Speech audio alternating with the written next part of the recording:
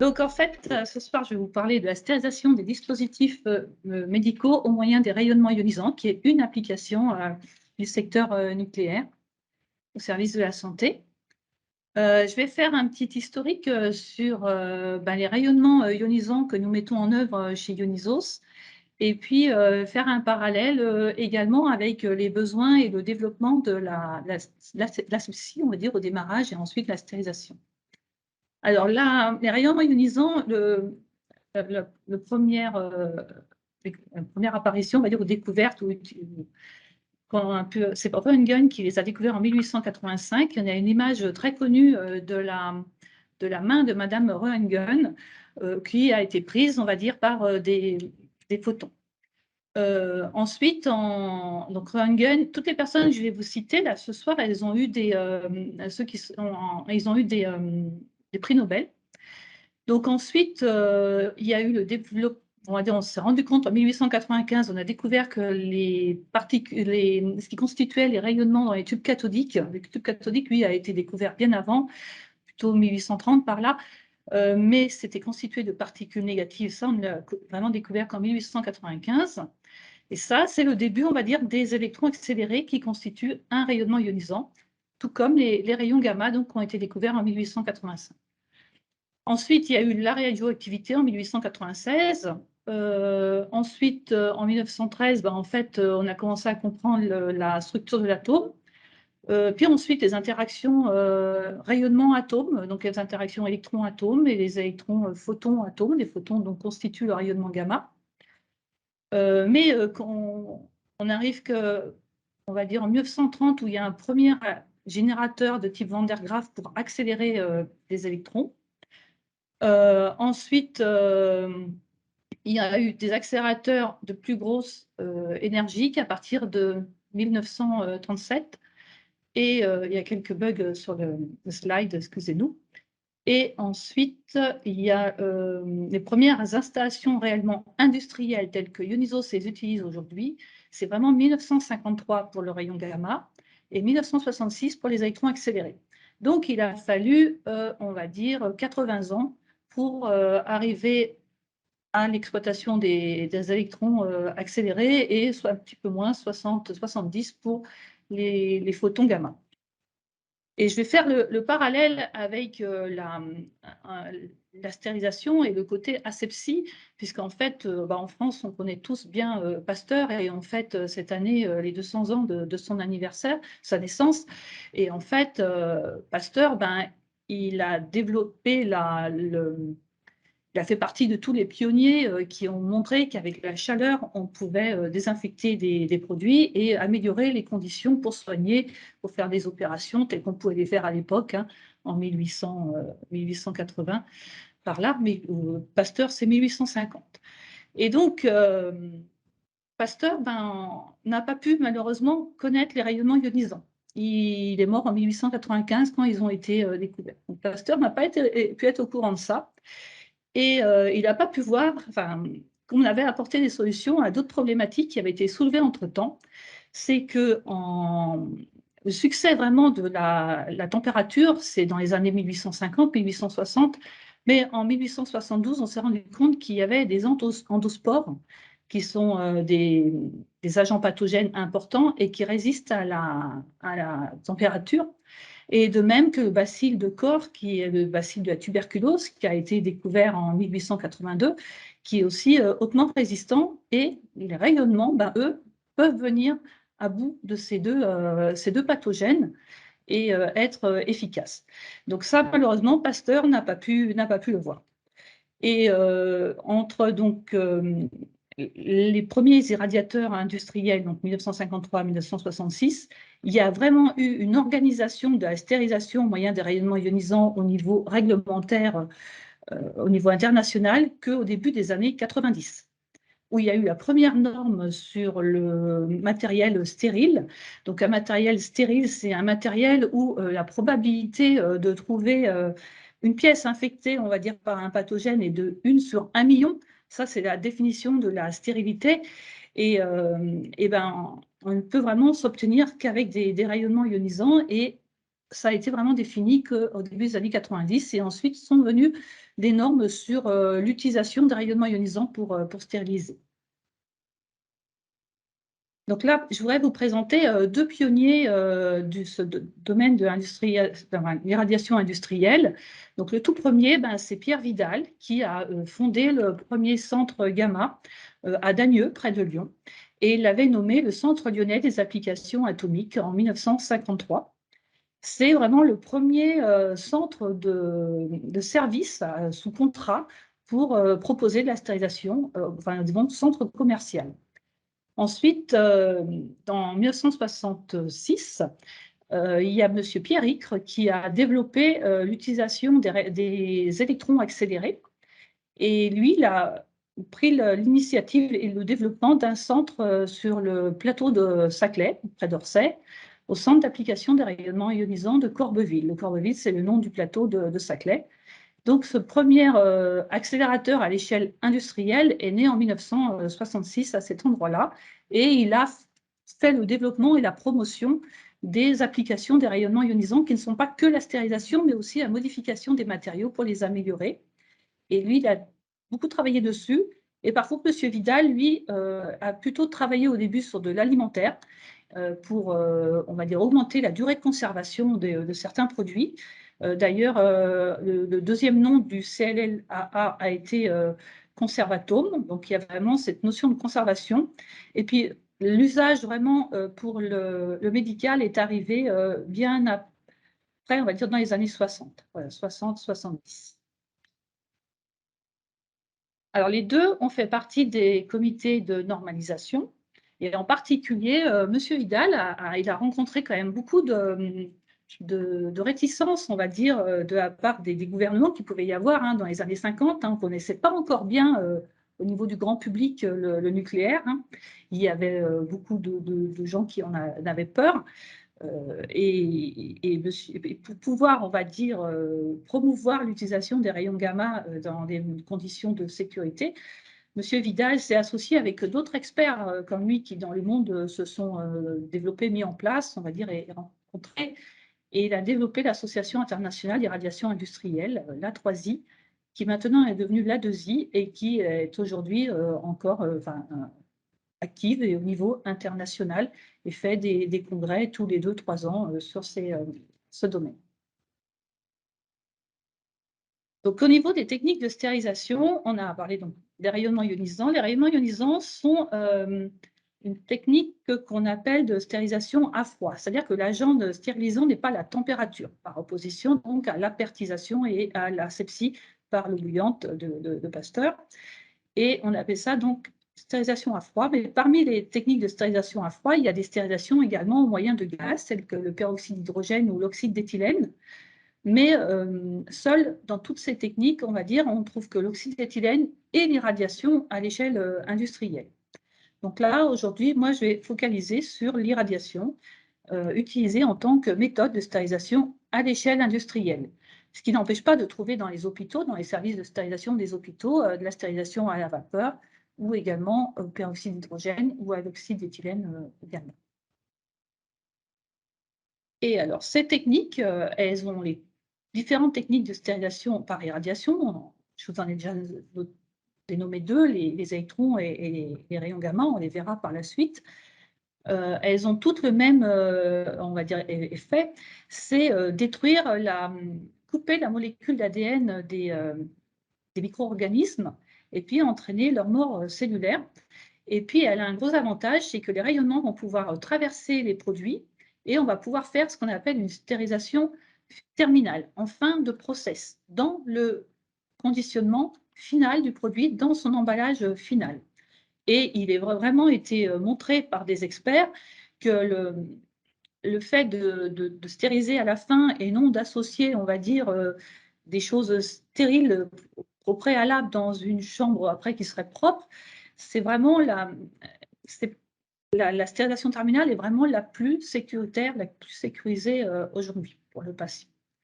Donc, c'est vraiment son intérêt des rayonnements, c'est qu'ils vont pouvoir tout traverser et pouvoir traiter les produits à travers les emballages.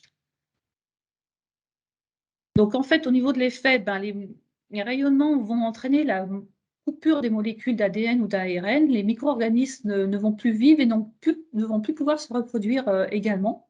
Il y a un deuxième effet, un effet indirect, c'est que l'eau des cellules se transforme en eau oxygénée et il y a un effet, on va dire, par le poison, on va dire empoisonnement des micro-organismes également. Donc les deux sont concomitants. Ce qu'il faut savoir, c'est que les rayonnements ionisants vont donc couper les molécules d'ADN qui s'apparentent à des polymères, hein, des matières ou ce qu'on appelle des macromolécules. Et en fait, ces réactions, elles ne sont pas sélectives et que dans les constituants des dispositifs médicaux, on va rencontrer beaucoup de matières plastiques, de matières polymères, de macromolécules, et ça ne va pas être sélectif. Donc, eux aussi risquent d'être impactés. Et ça, c'est très, très important et c'est quelque chose qui doit être anticipé. Et ça, c'est mon expertise chez Dionysos. Alors, les rayonnements, on en connaît beaucoup. On connaît les UV du soleil, on connaît les ondes micro-ondes. Donc, les rayonnements se diffèrent tous par leur longueur d'onde et leur profondeur de pénétration également. Donc ça, c'est les rayonnements tels qu'on peut les connaître au niveau grand public, mais il y a aussi les rayonnements utilisés dans l'industrie, dont on a pu entendre parler. Donc on trouve des UV pour des vernis, par exemple, on réticulé des vernis, pardon, une temporisation. Il y a aussi les bombardements ioniques, les électrons accélérés, donc là, produits par un accélérateur, c'est une particule chargée, les rayons gamma, qui sont émis par une source radioactive, les rayons X, qui eux sont des photons émis lorsque des électrons vont frapper une cible. Et il y a également les plasmas. Et dans tous ces rayonnements utilisés à l'échelle industrielle, à l'exception des UV, tous les autres, ce sont ce qu'on appelle des rayonnements ionisants, c'est-à-dire qu'ils vont avoir suffisamment d'énergie pour aller éjecter un électron du nuage électronique des atomes et créer ce qu'on appelle la réaction d'ionisation. C'est ce qui les définit. Et après, ce qu'on peut voir, c'est qu'à l'échelle industrielle, en fait, les UV vont être très peu pénétrants. Le bombardement ionique, vu qu'on est sur des ions très lourds, ils vont être aussi très limités, l'effet va être très limité à la surface. Les plasmas, eux, c'est des gaz ionisés et il y a un effet, on va dire, contact, surface de contact qui est important. Et si jamais on est sur des produits un peu complexes, le plasma ne va pas forcément accéder à toutes les surfaces du composant. Et donc là, en fait, quand on regarde l'intérêt des rayonnements ionisants, il n'y a que les électrons accélérés et les photons gamma ou rayons X qui ont vraiment un pouvoir de pénétrant pour pouvoir permettre la stérilisation terminale telle que je le décrivais tout à l'heure. Donc les électrons, eux, sont donc une particule chargée, massique. Par contre, le photon, ce sont des gammas qui sont émis par une source de cobalt-60 qui se désintègre. C'est une source radioactive, elle émet les photons et en toutes les directions autour et on va donc faire tourner les produits autour. Alors que dans le cas des électrons, on va faire défiler des produits dessous. Et dans le cas des rayons X, en fait, on a quand même un faisceau d'électrons à l'origine qui vient frapper une cible. Et donc, ça ne va pas dans toutes les directions. Et pareil, on va faire défiler des produits dessous ou sur le côté. Mais on ne va pas faire tourner autour comme on peut faire en gamma. On verra des films à ce sujet. Les gamma et les rayons X sont donc des photons, c'est des particules électromagnétiques. Elles sont donc plus pénétrantes que les électrons. Ce qui fait qu'on va pouvoir avoir avec les électrons des traitements à l'échelle du carton, alors que sur des gamma et des rayons X, on va pouvoir être sur des palettes complètes, des volumes de 1 mètre sur 1,20 m jusqu'à 2 mètres de haut. Donc ça, c'est une caractéristique de ces photons. Ensuite, ce qu'il faut voir, c'est la dernière colonne où je vous parle d'énergie incidente. Il faut savoir qu'au niveau chimique, donc je vous parlais que ça coupait donc les liaisons chimiques des macromolécules et que ça va les couper, on va dire, en éjectant un électron des atomes. Et en fait, les énergies de cohésion des électrons sur les atomes, elles sont de l'ordre de l'électronvolt. Et là, on a des niveaux d'énergie, on va avoir des échanges d'énergie, des niveaux d'énergie d'électrons et de photons qui sont de l'ordre de minimum du méga-électronvolt ou du kilo-électronvolt pour les électrons. Et donc, on est bien au-dessus de l'électronvolt. Donc, ce qui explique qu'on va vraiment pouvoir casser des liaisons chimiques. mais ainsi dénaturer l'ADN.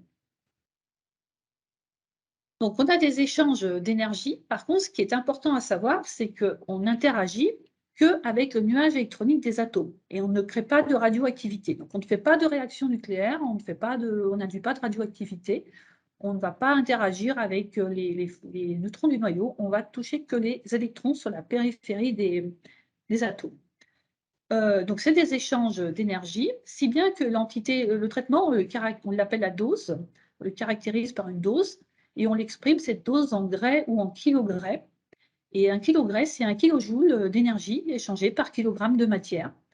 Il y a une ancienne unité qui est le mégarad, qu'on trouve encore un peu dans l'industrie. Et en fait, on va avoir une source d'énergie qui va être toujours à peu près la même, qui va être stable. Et en fait, on va conditionner la dose au temps d'exposition. C'est-à-dire qu'on va définir le traitement, la quantité de traitement, la dose, par le temps auquel on va exposer le produit et notamment, on va faire défiler les produits au moyen d'un convoyeur et on va jouer sur la vitesse du convoyeur. Alors, la dose se contrôle avec ce qu'on appelle les dosimètres. Ensuite, donc c'est une des technologies qui vont vraiment servir à des nombreuses applications, mais des applications dans le sens rendre service, on va dire, à la population et dans le monde entier. Ça peut être implanté vraiment un peu partout. Et donc, pour le domaine de la santé, on va stériliser, mais à un niveau moindre, on peut décontaminer des emballages avant remplissage. Et ça peut être utilisé également pour conserver plus longtemps, à un niveau encore moindre de dose, des produits alimentaires. Ça, c'est très, très réglementé. Chez Ionisos, nous n'en faisons pas.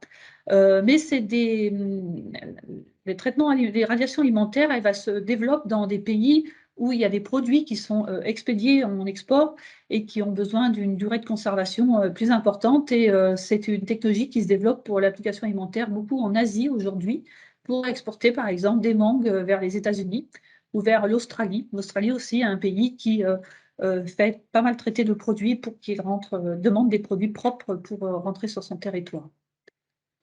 C'est une technologie qui sert aussi au développement durable, puisque au niveau chimique, c'est tout ce que M. Icre a pu initier dans les années 60-70 en France, c'est la réticulation de polymères pour donner de meilleures propriétés, notamment du tube sanitaire, le tube réticulé, ce qu'on appelle le PER, qui est utilisé pour l'apport d'eau dans les maisons ou dans les complexes.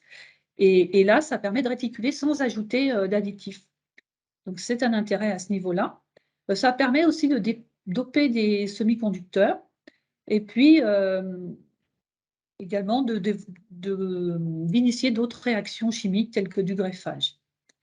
Enfin, c'est un usage, on va dire, sécuritaire, en toute sécurité et non militaire des rayonnements. Et aujourd'hui, on a quand même tous les moyens qu'il faut pour utiliser ces rayonnements sans prendre de risques et en toute sécurité au moyen de dosimètres dont vous voyez les photos ici. Donc, il y a des dosimètres qu'on appelle passifs, qui sont des films dosimétriques, mais qui se développent tous les mois, mais on a des balises qui vont nous permettre de détecter des rayonnements, notamment en gamma, et puis également des dosimètres plus électroniques qui vont nous prévenir si jamais il y a du rayonnement. Parce qu'en fait, on ne rend pas les produits radioactifs, mais on utilise quand même un rayonnement qui est ionisant et qu'il faut donc s'en protéger.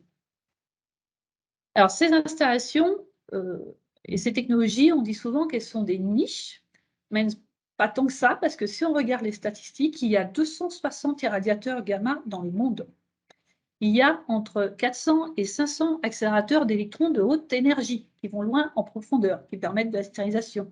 Mais il y a tous ceux qui sont aussi en basse énergie, utilisés pour réticuler des vernis, et notamment pour des emballages et tout ce qui est art graphique.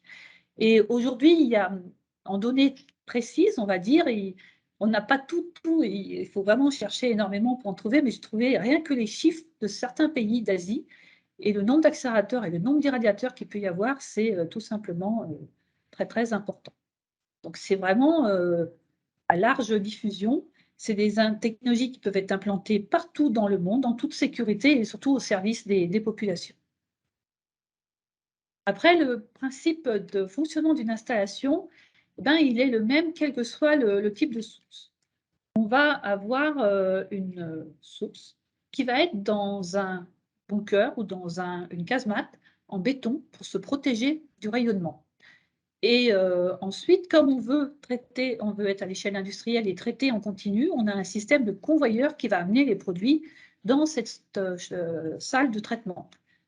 Le convoyeur, pour qu'il puisse fonctionner en continu, on va avoir ce qu'on appelle les casemates en forme de labyrinthe. On va utiliser les chicanes pour confiner le rayonnement à l'intérieur et pouvoir faire circuler des produits en continu.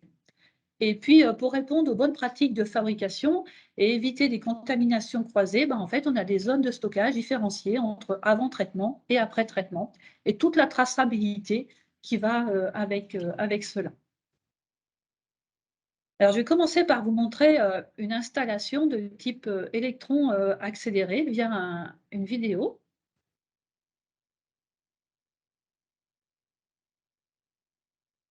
Ça marche bien.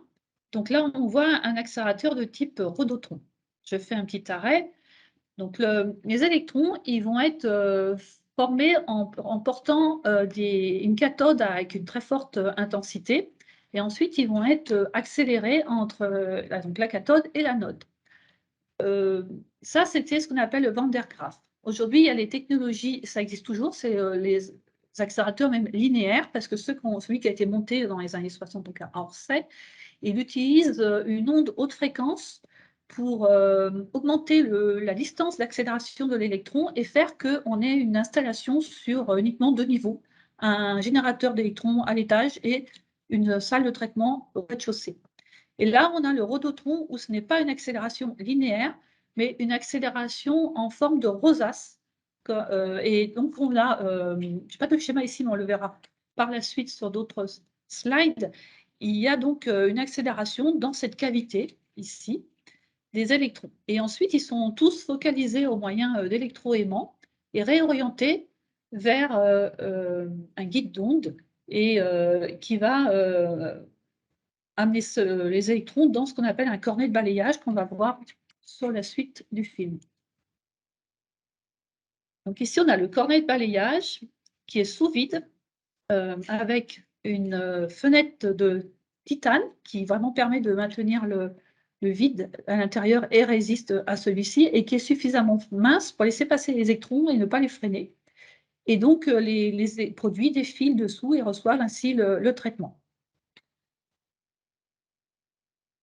Alors, ça, c'était pour le traitement par lui-même, pour ce qui se passe dans la casemate. À côté de ça, on a beaucoup de logistique et d'équipements qui nous permettent de suivre les traitements et la traçabilité également des produits. Donc, on a des robots, des palettiseurs qui vont prendre des couches de carton pour les mettre sur des plateaux qui vont partir en traitement.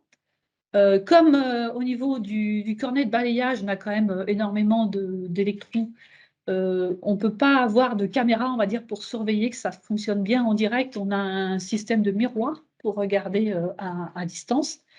Et j'espère que vous voyez je ne suis pas sûre que vous voyez ma souris, je vais prendre le pointeur laser. Donc ici, le système de miroir qui regarde le cornet de balayage qui est par ici. Et dans la salle de commande, en fait, l'opérateur peut voir via une caméra qui, elle, est par ici. Ensuite, le robot des palettiseurs, il repalétise également et on peut refaire des palettes ainsi à l'identique. Donc, on est vraiment sur des volumes industriels. Et puis, pour optimiser le traitement, on traite les produits sur 2 faces et on a des retourneurs automatiques. Ensuite, les rayons gamma, eux, ça va être donc différent. Je vais passer sur le slide après, je reviendrai sur celui-ci. Donc, le cobalt 60. Alors, le cobalt, à l'état naturel, il est sous l'état 59. Il est passé en état cobalt 60 dans des centrales nucléaires dédiées, sous bombardement. Il y a 2 gros fournisseurs de cobalt 60 dans le monde. Il y a un Canadien qui s'appelle Nordion et il y a Rosatom en Russie. Il y a d'autres plus petits distributeurs. Mais ça, c'est les 2 grands. Et centrale où on peut préparer du cobalt 60 se situe beaucoup au Canada, en Angleterre, en Russie, et il y en a peut-être aussi en Amérique du Sud, il me semble. Et on reçoit le cobalt 60. Ces centrales ce cobalt 60 est récupéré au moment généralement des arrêts de ces centrales pour maintenance, et donc récupéré, et on reçoit le cobalt 60 qui est dans une double enveloppe inox qui va être une source scellée, qui va permettre de maintenir cette matière radioactive à l'intérieur et qu'on ne soit pas en contact avec, qu'il n'y ait pas de dispersion, qu'on ne soit pas en contact et qu'il n'y ait que le rayonnement ionisant qui passe à travers cette couche de protection. Donc on reçoit le cobalt 60 sous forme de crayons. Les crayons, on les dispose sur des modules et ensuite on fait ce qu'on appelle un panneau de source en associant des modules.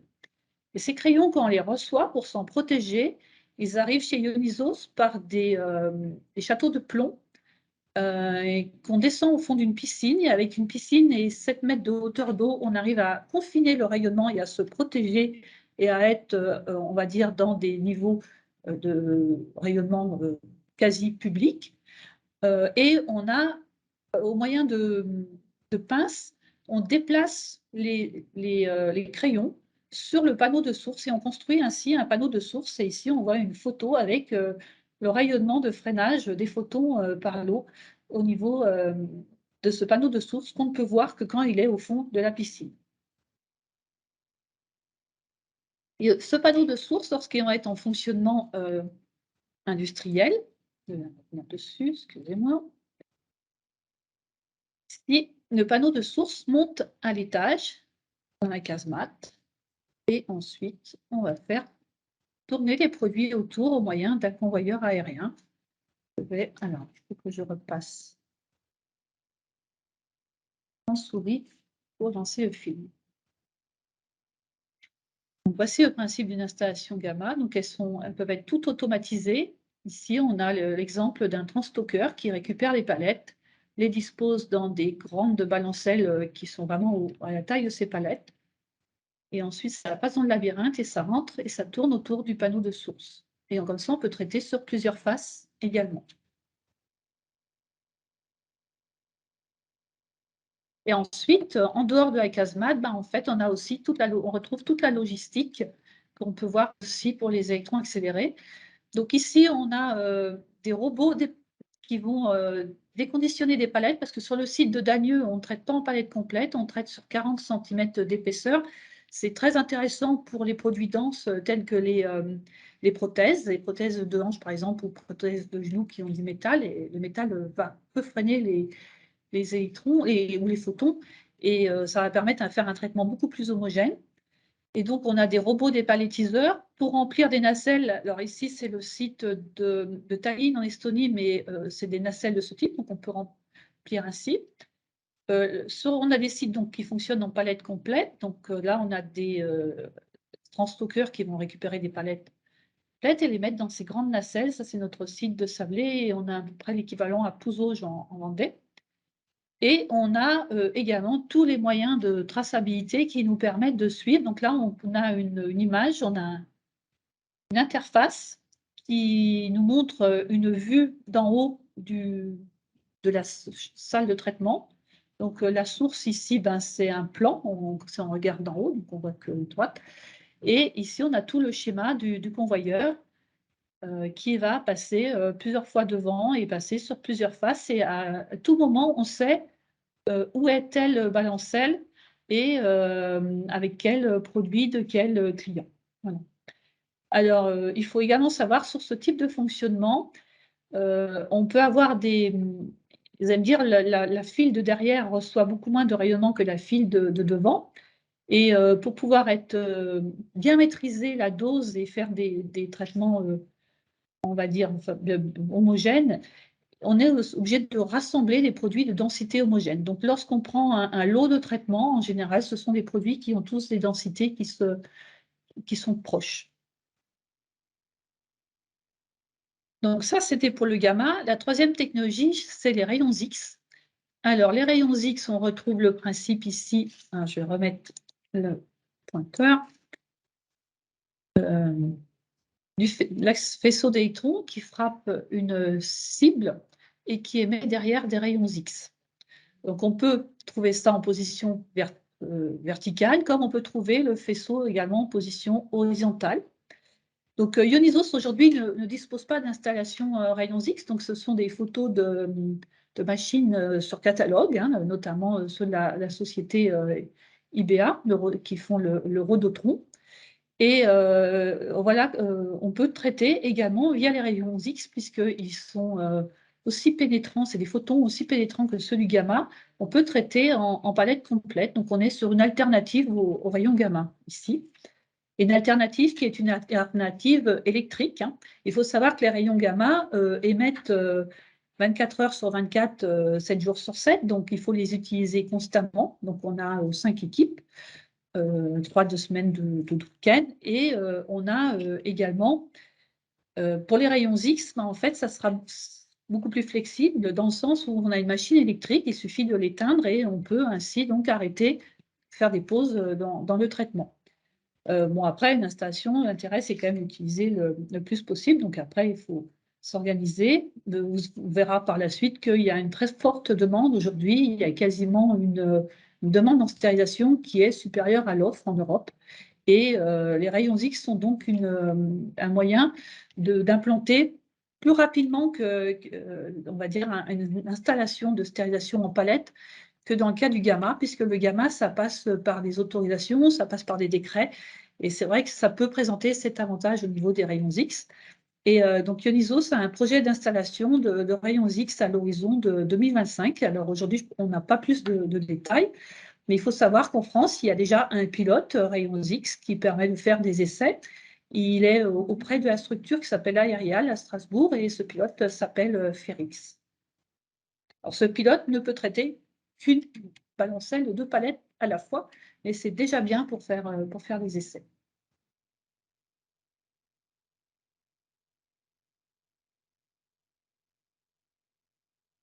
Alors au niveau des marchés, et des produits qu'on peut être amené à traiter. On a beaucoup de matériel médical à usage unique, c'est celui qui est fait en grosse quantité industrielle. On a également des implants. On a également tout ce qui est plus la pharmacie des sprays pour le nez. Les eaux thermales également, ils sont aujourd'hui traités comme dans des conditions, c'est pas que de la décontamination, c'est comme dans des conditions de dispositif médical, c'est du stérile. On a également tout ce qui est les seringues, les outils de diagnostic et les prothèses.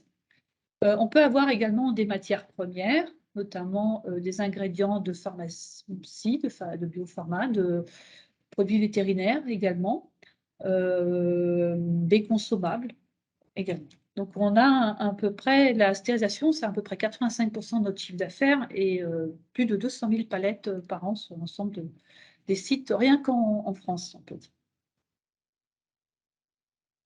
Alors, par exemple, au niveau de la complexité et l'intérêt des rayonnements, il y a un exemple très, très pratique, c'est celui des kits de dialyse. Donc là, on se retrouve sur un kit où il y a un ensemble de matériaux, il y a un emballage assez complexe qui peut être replié d'une certaine façon dans des cartons. Et là, l'intérêt des rayonnements, c'est qu'ils vont être très pénétrants et pouvoir aller tout stériliser. Et puis ces kits peuvent être même assez lourds. À l'intérieur, ici, on a plein de petites fibrilles de microtubes, microfibrilles en polymère qui permettent de faire la filtration. Et c'est vraiment l'intérêt des rayonnements, c'est de pouvoir aller les traiter à cœur et permettre donc des traitements de dialyse en toute sécurité. Donc il y a tout ce qui est les tubes et les connecteurs. Il faut savoir qu'il y a un minimum 3 millions de personnes qui sont dans le monde peuvent être dialysées. Certains patients peuvent recevoir jusqu'à 3 traitements par semaine. Bon, d'autres, c'est peut-être qu'une fois ou toutes les 2 fois par semaine ou toutes les 2-3 semaines. Mais il y a plus de 500 millions de traitements par an. Donc, vous pouvez imaginer les volumes que ça peut représenter, ces kits de dialyse. Ensuite, quel est l'intérêt d'avoir toutes les technologies? Donc, Ionisos, lorsqu'elle aura les rayons X, pourra se présenter comme une société de services multi-technologie. Et l'avantage d'avoir différentes technologies, c'est pouvoir proposer différentes façons de traiter, on va dire, et différentes, au niveau de différents conditionnements. Donc là, on a des courbes de pénétration des différents rayonnements. Donc il faut imaginer, alors je vais reprendre le pointeur. Il faut imaginer un produit ici, en probabilité, des rayonnements qui arrivent à la gauche. On va avoir une certaine dose en surface, dans le cas des électrons. Puis ensuite, comme les électrons sont massiques et chargés, ils vont être assez vite freinés. Mais il y a un effet synergie, parce que les électrons qu'on a éjectés des atomes, des nuages électroniques des atomes, peuvent avoir eux-mêmes suffisamment d'énergie pour faire de l'ionisation un peu plus loin. Et il y a un peu un côté synergétique, ce qui fait que la dose augmente un peu plus loin en profondeur dans le produit. Et ensuite, comme ils sont vraiment freinés, ça décline très rapidement. Le gamma, on est sur des photons qui sont, comme la lumière, un rayonnement électromagnétique et qui vont être beaucoup moins freinés. Et au niveau du gamma, donc on a des pénétrations beaucoup plus importantes et les photons des rayons X également. Et ce qu'on va faire, c'est un traitement biface. Vous avez pu le voir sur les vidéos. Et il faut savoir que c'est une caractéristique de la dose de s'additionner. Si à un moment donné, on fait un traitement à 10 kg et qu'ensuite on refait 10 kg, au niveau de l'effet cumulé, ça sera 10 plus 10 égale 20 kg. Et donc, on utilise cette propriété de la dose à s'additionner pour optimiser au milieu du produit la distribution de la dose et faire que ça se cumule et qu'on ait une résultante et qu'on ait une dose beaucoup plus homogène entre la surface du produit et le cœur du produit. Alors, sur ce schéma de gauche, vous voyez différentes courbes de pénétration. Alors, au niveau de la stérilisation, on utilise des accélérateurs d'électrons de 10 mégaélectronvolts qui permettent de traiter des colis qui peuvent faire jusqu'à 20 voire 50 cm d'épaisseur selon leur densité. Des électrons à 10 mégaélectronvolts peuvent traverser 3 à 4 cm d'une densité de 1. Dans un colis, on n'a jamais une densité de 1, il y a de l'air entre les produits, ce qui fait qu'on peut traverser des colis qui font 20, 30, 40, 50 cm. Et il existe des machines avec des énergies plus faibles qui sont celles qu'on va trouver dans les arts graphiques ou dans les centres de traitement où on veut réticuler du câble ou du tube. C'est un site qu'on a notamment en Allemagne où on va avoir une énergie qui va être suffisante uniquement adaptée à l'épaisseur du tube à traverser. Ensuite, en gamma, on a donc un traitement biface également et on va se retrouver, lorsqu'on a la résultante, avec un minimum au cœur et un maximum en surface. Ici, le minimum, on va le retrouver à peu près ici, le maximum en surface. Et ce qu'on appelle le DUR, le Dose Uniformity Ratio, c'est la différence entre le maximum et le minimum qu'on peut avoir. Et en fait, les dosimètres que je vous mentionnais précédemment pour mesurer la dose, on peut les positionner en différents points des colis de traitement et faire ce qu'on appelle une cartographie de la dose. Et ça nous permet, avant de commencer un traitement industriel, de mesurer les doses mini et doses max et d'informer nos clients sur le Dose Uniformity Ratio, le DUR. Et si un client veut de la stérilisation, en fait, on va appliquer la dose de stérilisation qui est universelle, c'est 25 kg.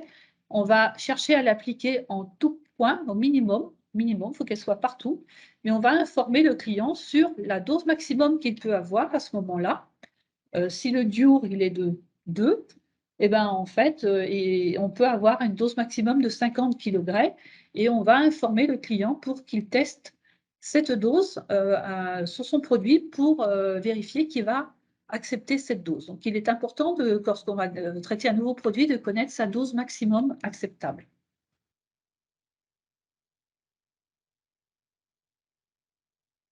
En fait, ensuite, dans les différentes, ce qui peut différencier également les installations et les technologies, c'est ce qu'on appelle le débit de dose. Alors, les photons, ils ont un débit de dose qui est inhérent au cobalt 60, par exemple, et on est de l'ordre du kilogramme par heure. Les électrons, par contre, là, on va envoyer beaucoup d'énergie en peu de temps et on est sur des débits de dose de 300 kg par minute. Et dans ce problème de non-sélectivité des rayonnements par rapport aux matériaux, il y a un point qu'il faut tenir compte, c'est qu'en rayon gamma, on a un temps de traitement plus long.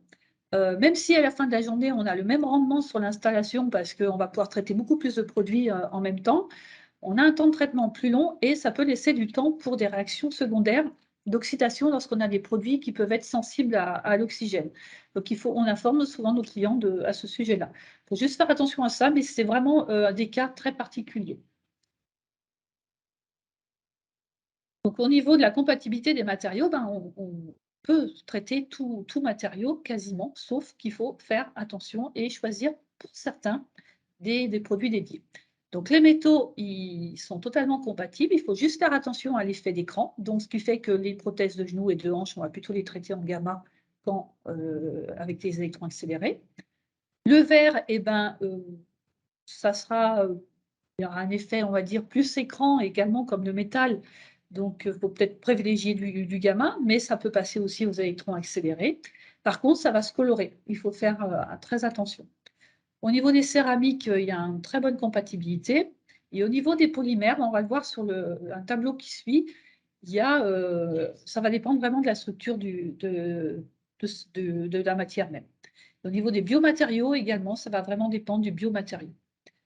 Et au niveau de l'électronique, les batteries, les composants électroniques en général ne résistent pas bien au rayonnement, sauf que aujourd'hui, on a des structures comme le CERN ou comme Soleil qui sont des gros accélérateurs pour des chercheurs et eux mettent au point pour pouvoir faire fonctionner leurs installations des systèmes électroniques qui sont résistants au rayonnement, résistants au rayonnement. Et aujourd'hui, sur le côté médical, on peut commencer à aller s'inspirer de produits, des composants dans ce domaine, on va dire, de la recherche sur tout ce qui est les quantiques. Et alors, il faut se dire, c'est certainement plus cher, mais petit à petit, il y a des choses qui se développent, de l'électronique compatible avec les radiations. Alors, je pense notamment, quand je parle électronique, ce sont les piles pour les pacemakers qui peuvent être très, très importantes et les pacemakers doivent être stérilisés avant l'implantation. Donc, au niveau des matériaux, je ne vais pas aller dans le détail. Je sais qu'il y a certains participants qui connaîtront les significations de toutes ces abréviations. Il faut savoir que pour les rayonnements ionisants, il y a un polymère dont il faut faire très attention, c'est le polytétrafluoroéthylène ou le téflon, qui lui va se dégrader. On ne peut pas l'empêcher. Il y en a d'autres qui sont très connus, qui sont des polymères très utilisés, qui vont très bien résister.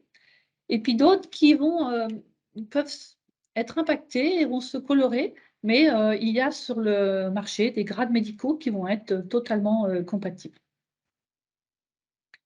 Ensuite, au niveau des perspectives de développement de ces technologies, elles sont très importantes aujourd'hui.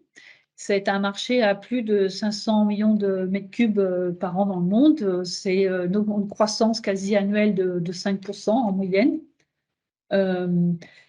Il y a une très forte demande aujourd'hui sur les rayons X et les électron beam parce qu'en fait, en raison du temps plus long pour mettre en place des installations gamma, donc il va falloir que ces rayons X sont quand même nouveaux par rapport aux électrons et aux gamma, donc il va falloir qu'il y ait une acceptation de ces rayonnements ionisants.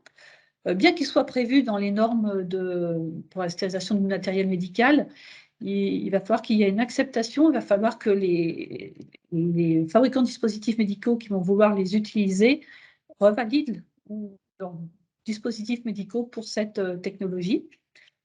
En bas à droite, là, on a une idée de la demande, notamment pour les systèmes à usage unique en biopharma, sur la fabrication des médicaments et des vaccins et tout cela. Tout ce qui est le bioprocess, une demande, on va dire, en stérilisation gamma, parce que c'est des produits complexes, qui est supérieure à l'offre aujourd'hui. Et c'est un domaine qui attend beaucoup, on va dire, des rayons X aujourd'hui. Il y a également de grandes perspectives de développement parce qu'il n'y a pas que de la biopharma, il y a tous des prothèses et dispositifs médicaux qui ont vocation de réparer l'humain, comme tous au niveau de la colonne vertébrale, des prothèses au niveau de la colonne, des prothèses genoux, hanches, et puis également des matériaux de comblement qui sont des biomatériaux. Il y a également des systèmes combinés intelligents. Il y a des prothèses qui vont avoir des antibiotiques et vont pouvoir relarguer des antibiotiques et progressivement et éviter des développements de maladies nosocomiales. Et il faut que tous ces produits soient compatibles avec la stérilisation.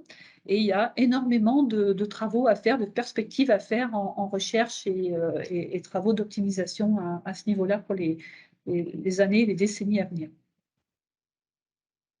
Et notamment pour montrer l'intérêt que porte la communauté internationale au développement de technologies durables telles que les rayons X et les électrons accélérés.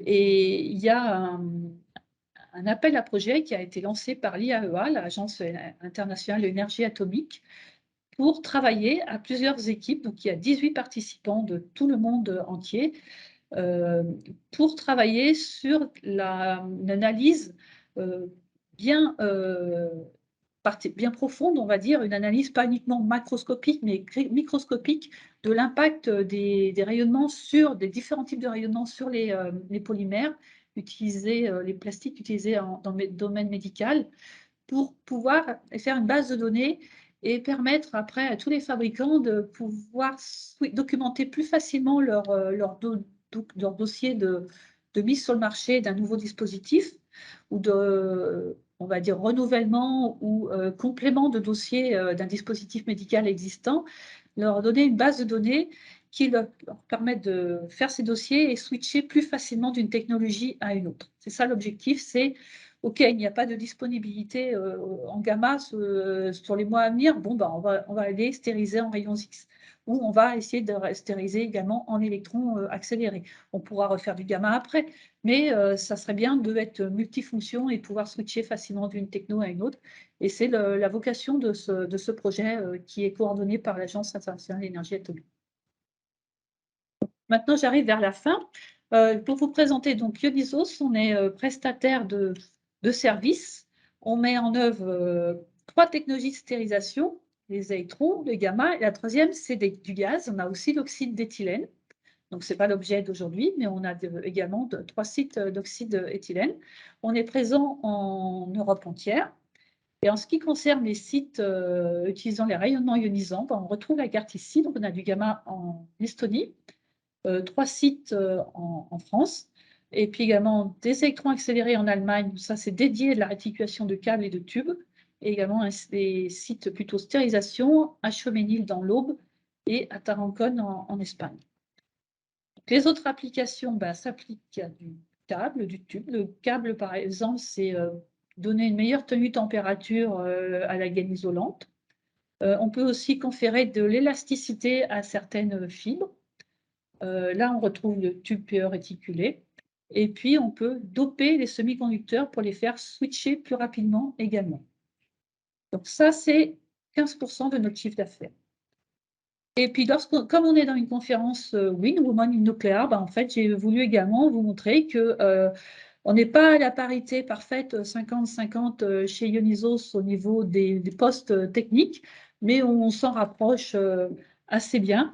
Et on a des femmes qui sont managers de sites comme conducteurs de Fenwick et de chariots, et puis également au niveau des essais, au niveau des opérations, ce qu'on appelle l'opération, au niveau de la planification, de la production, tout le contrôle qualité et dosimétrie également, et puis aussi sur des fonctions plus corporate pour apporter du service à toutes les entités qu'on a en Europe.